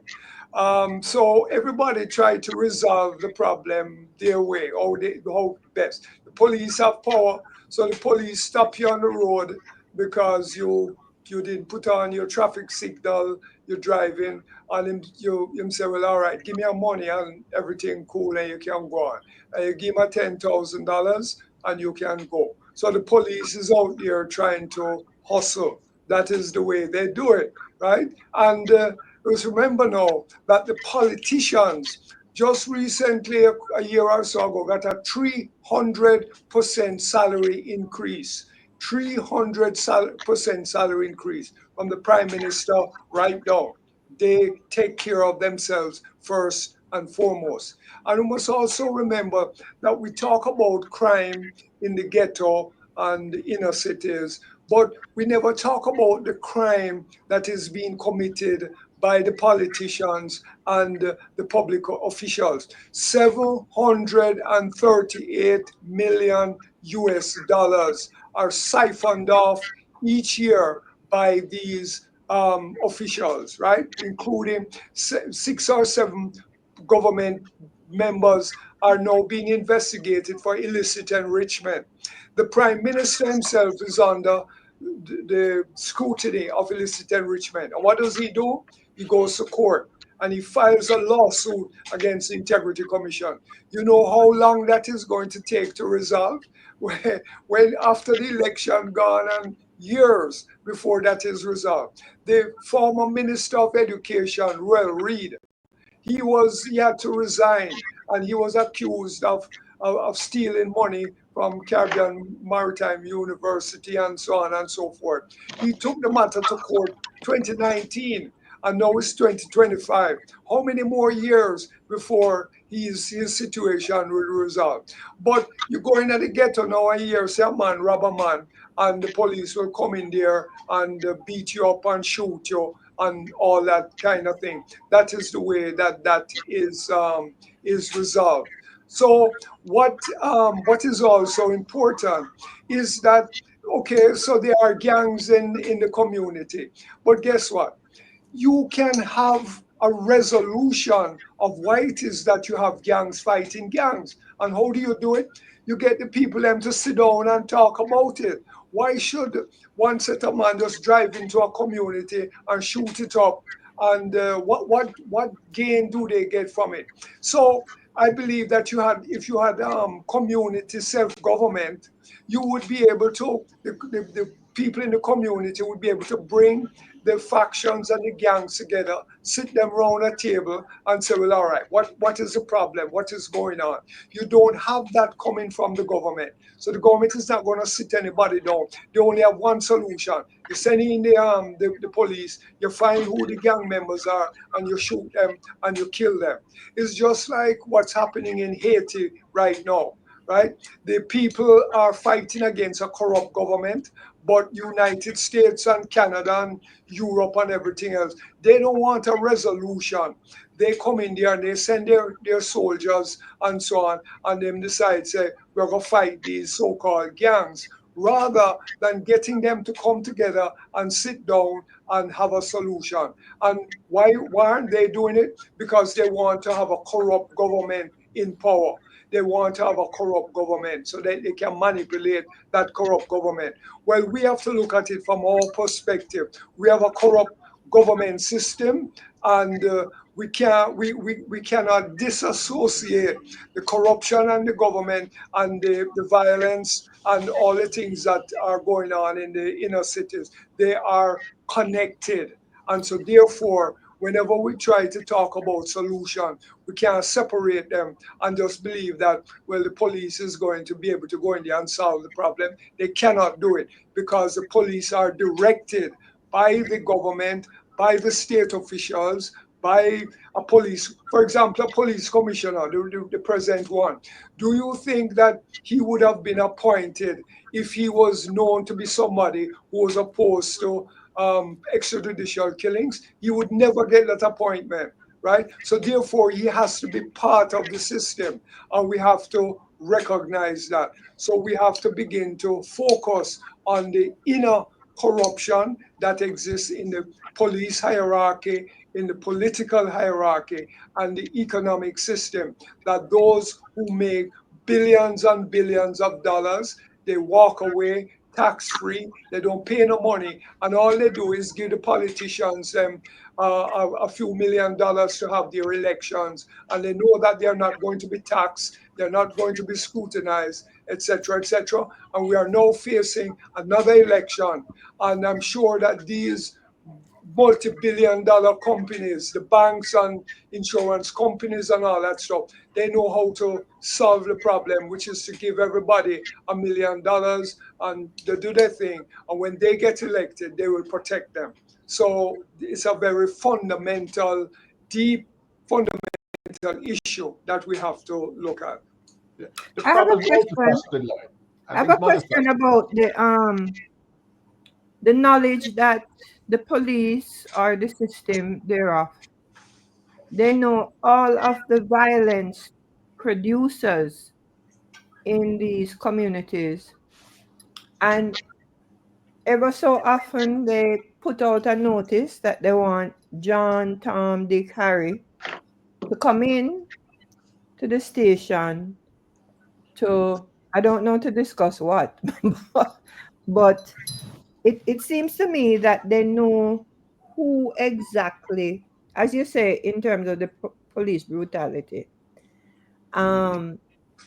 Is it that the judicial system is also involved in this? Meaning you have lawyers that are defending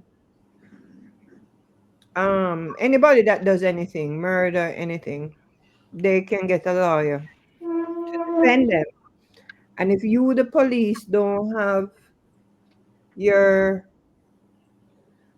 facts together, like your technical DNA or whatever, these people go back out on the street knowing that they are XYZ type of people, but they have to go back out on the street because the judicial system provides a avenue for them to be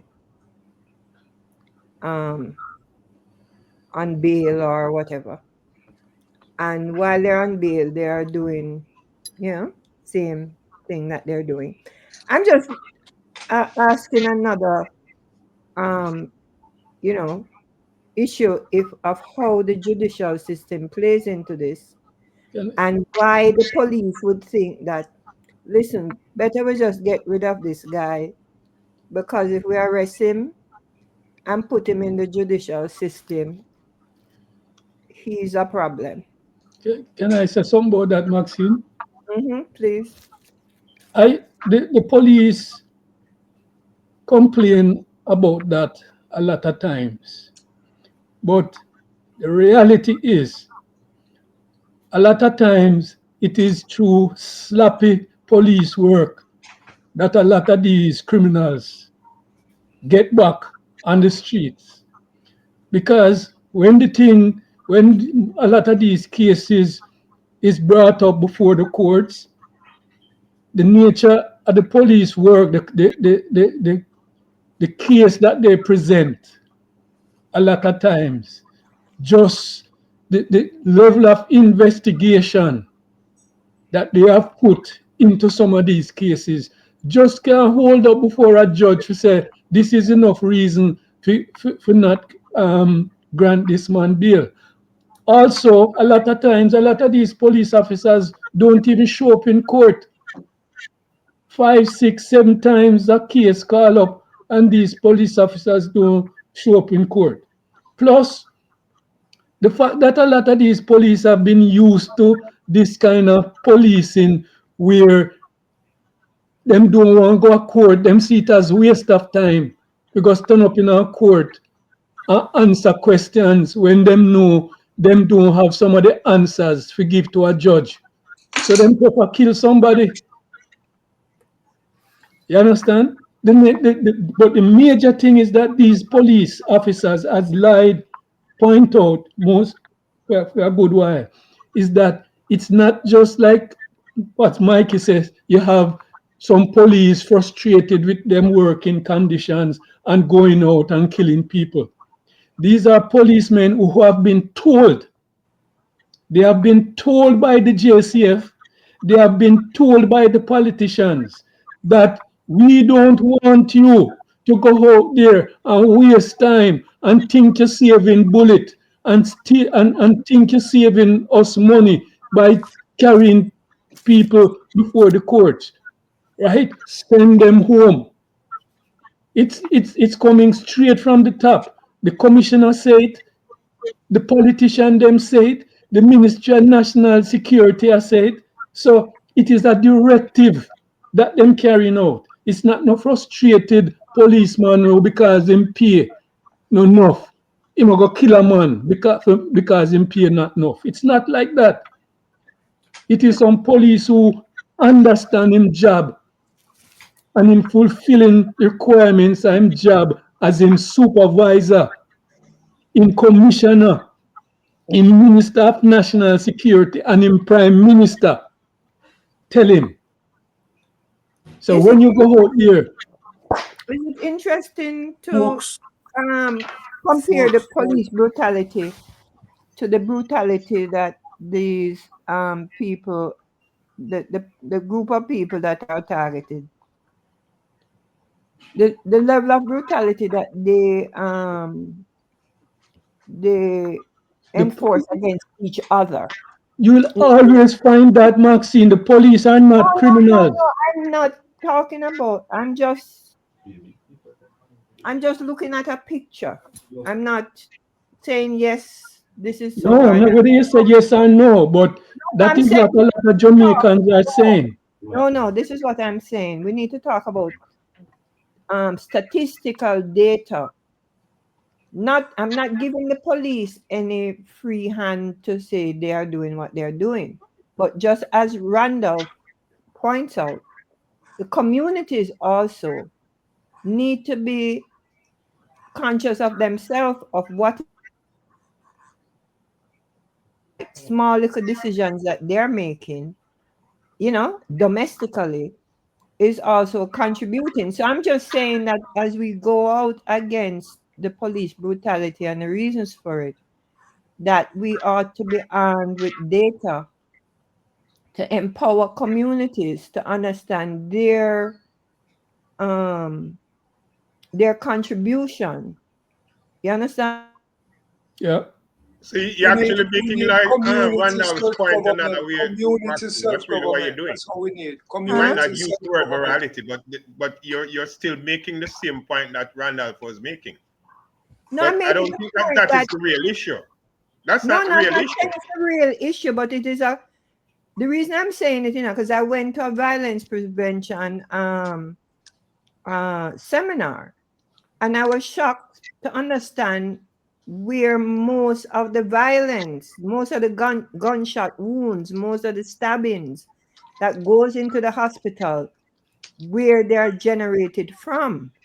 You understand? And they said it's majoritively domestic, interpersonal disputes. So I'm saying we're painting a picture of the police brutality and what, like seeking to condemn it, which we are. So then the point is that it's a false picture being painted. That's the whole thing. Because here's the crux of the whole matter. Here's the crux of the whole matter. Right? If we're looking at police brutality, right, which is just one element of policing, Let's call it that, right? Let's call it that. But when we're looking at the problems that exist in communities and all that, that leads to a criminal situation, what leads to the crime we face, the brutality we face, all of these things. There's a whole number of factors that come into play. All right. And I said I didn't want to go back over them because Lloyd spent quite some time highlighting a lot of them earlier on. Right. But we haven't even touched on the whole international picture of this. Because if you were to ask the question, where in the world do you see a low crime rate? The only places in the world, very few places, right, are places where the overall standard of living of people, right, is way higher than anything we are accustomed to ordinarily. Because what it means is that the economic plight is what leads to all this development, right? If we want to call it a development, the development of crime or the development of brutality or whatever, right? If we want to call it a development, whatever we choose to call it. But what leads to that, right, is the poor economic situations that exist in communities. That's really what it is. And the fact of the matter that what the causation of all of that is that going back for centuries, what we have been accustomed to is a situation, systems of oppression that bring on these situations. And that fundamentally has not changed. It still continues to this day. Lloyd highlight that too in his presentation, right? So it is understanding all of these things, and the only way in which we can really begin to stem that tide, right, of criminality and all of that is dealing with the causation. That's really where you have to go, right? Because the police have a fundamental role in all of this. They safeguard the policies. That's what police do. Police safeguard policies. What kind of policies? The policies set out against the people to keep them controlled. That's really what it is, right? The moment we start addressing the whole causation factor, we're going to find there will be a less need for policing. That's really what it would mean. Because there are places in the world that it does exist, right? And where it shows signs of it moving in that direction.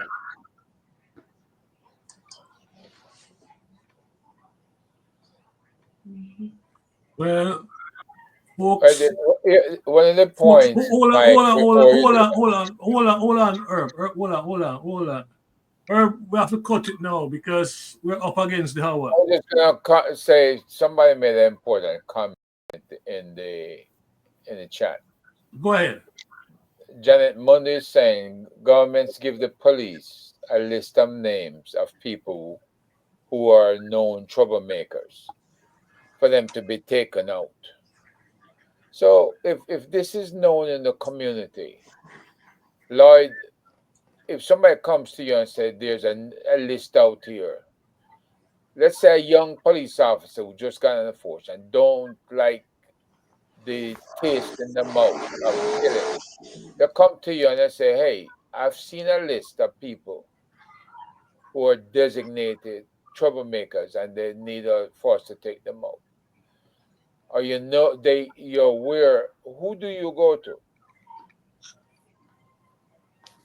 Well, this is what I'm saying. We just have elections and we elect politicians. The politicians have no deep connection to the communities. They don't live there. They don't have no relationship with the people. So the people need to become more self-governing, and I believe in community self-government. I believe that communities should come together. They should form an organization.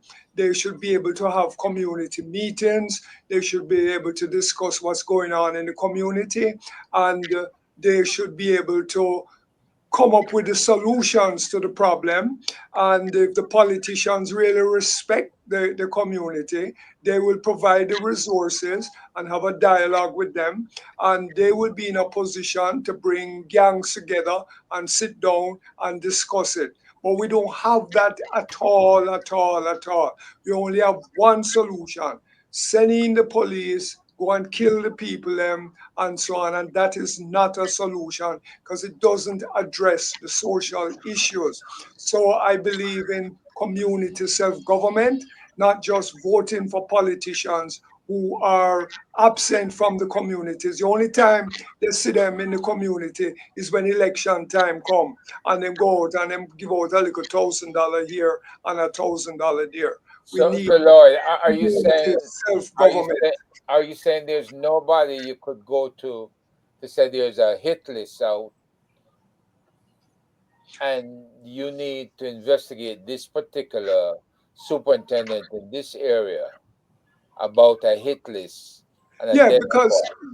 because you see, a hit list is brought up by the police. Okay, I may have a problem with another person, and I say, boy, police, the man there is a gangster, he's a killer. I may not have the facts, but I will prejudice the person that I have a problem with and give it to the police. And then the police have only one solution, which is to go there and kill the person and put him on a list. So once again, I believe that we need some deeper social political solution to the problem.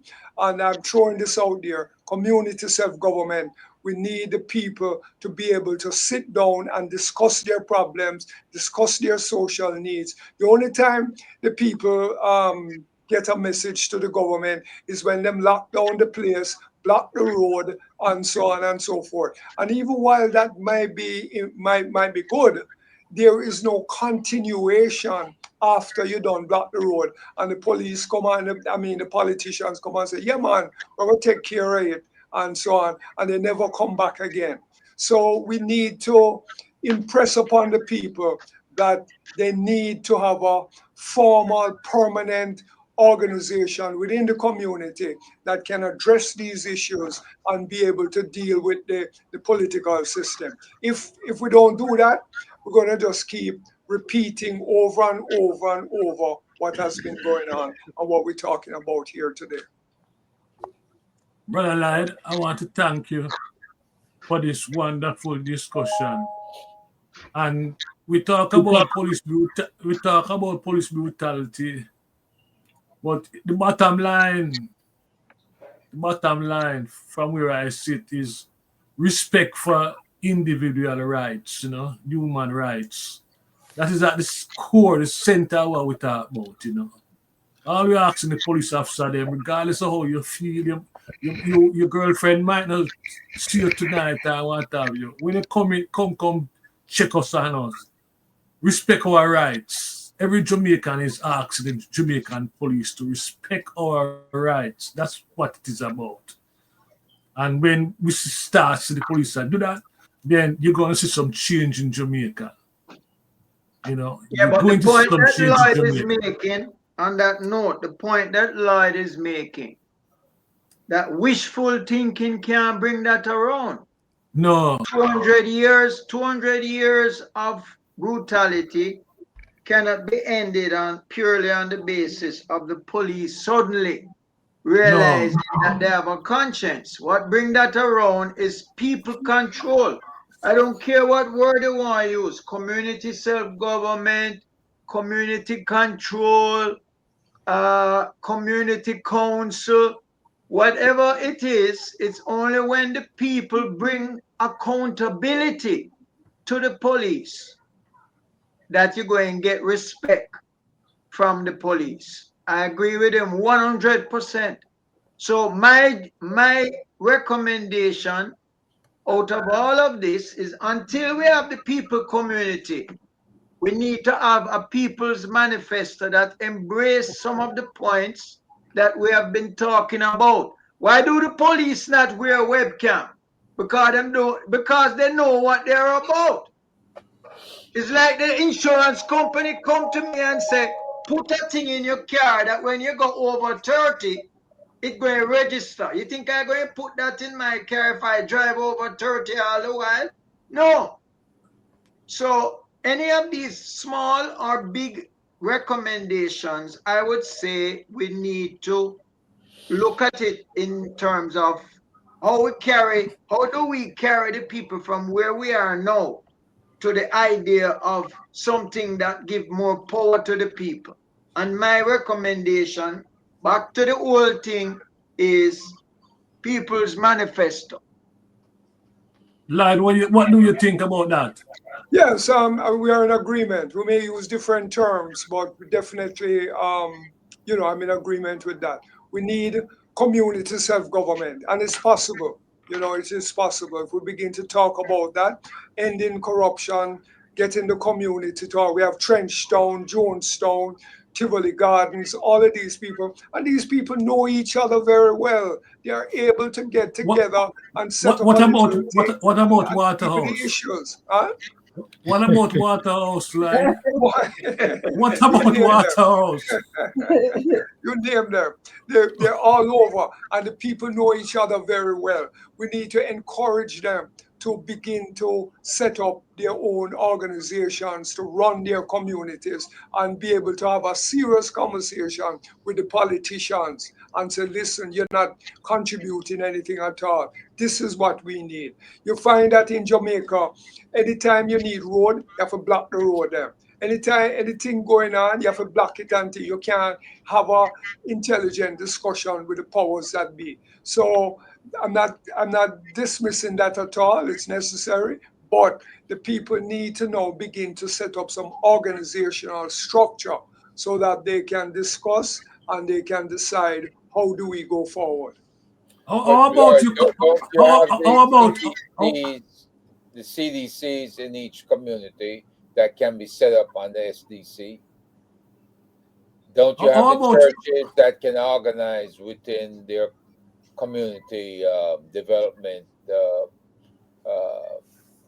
No, those CDC and those kind of things are, they're part of the system. We need it from the people. We need it to be articulated by That's the the people people. and the As far people as to I know, recognize it. All of them are compromised and corrupt and taken over by the system, and they use these fancy words and so on and so forth, but they are meaningless. That's but why I use the word community until you have self-government. an alternative, Right? until you can create an alternative. Yes, we need to have an alternative. So we need the people them to formulate the name of the kind of system that they want that describes it and go forward. So who's gonna Lloyd? counsel each community to do that? Who's Well, counsel? I am part of the People's Anti-Corruption Movement. I would love support from the people here, and we can discuss again. I hope we can have a little, contact group, and we can continue on WhatsApp or email or whatever it is and continue to discuss. Little Because by little, we have to I draw. really like this discussion today, and I think we should go forward with it. How about you coming? How about you coming back next week? Tell us some talk about Sure. the I mean, I'm corruption prepared movement. to do that. I am prepared to do You that. are? Yes. Okay.